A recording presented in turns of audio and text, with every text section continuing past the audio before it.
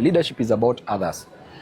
A leader, as the Bible describes a leader, is a servant. For you to lead, you must first agree to serve.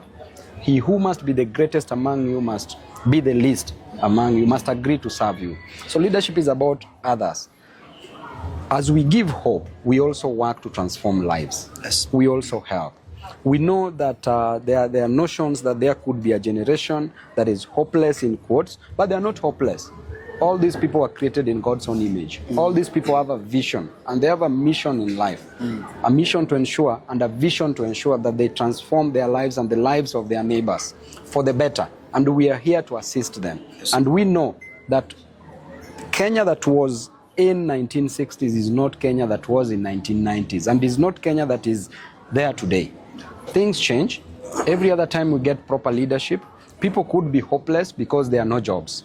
People could be hopeless because there is overtaxation. People could be hopeless because there is high cost of living. People could be hopeless because they can't afford education. But there is always hope, and the hope is the Almighty God. You can never delink politics from economic development. The role of politics in economic development, they are like twins. Because there is the process of electing a leader who controls the resources, who eventually grows an economy. So these two things are twins. Everybody in this country, anybody who goes to cast a ballot is a politician. That is a political process that they are engaging in, which means that they are all politicians. So the question is, after electing a politician, what do these politicians do? Some become dealers, others become leaders. Some have a mission to destroy the nation, some have a vision to transform lives. So that is the only difference that we have. Therefore, when we elect a leader, it is better for that leader to work. And I want to encourage this generation, the Gen Zs, the millennials, to participate in the forthcoming elections in 2027, because they are the majority.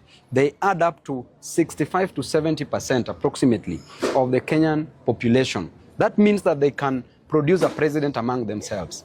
They can produce any governor to the MCA seat. So do not just participate by voting, but also participate by going for these elective seats. And that is what we are going to encourage. And I always say that if you are not on the table, break that table. But you remember, Jesus was also breaking a table in church when people brought nonsense in the church. That is the spirit. Actually, as we speak, I will wait for the decision of the people. As at now, I'm spoiled for choice. As I always say, Pasi, by the grace of God, leaders are chosen by God. Yes. And as at now, we overqualify to be the president of the Republic of Kenya. It is only Babu Owino who can beat Ruto squarely. Squarely a day before elections. Wachana na ile watu wanasemanga asubuhi. Ini a day before elections tunaweza mwangusha. Ama vipi mrembo? Unaona huyu ni vota wangu ashakubali. Then we are also overqualified to be a governor of Nairobi and also to be a member of parliament. But the most important thing is service to the people. It's not just the electoral process. It's what do you do after being elected? After being elected as Babu Owino, my intention is to work for the people. Because I've gone without food, I know what it is to lack food. If you tell me that you are sleeping hungry, I know what it is because I've gone without food. If you tell me that your child lacks school fee, I know what it is to lack fee because at some point I lacked. Therefore, the kind of leadership that I want in myself at whichever position that I will vie for in 2027, that shall be guided by the Almighty God. I shall work for the people.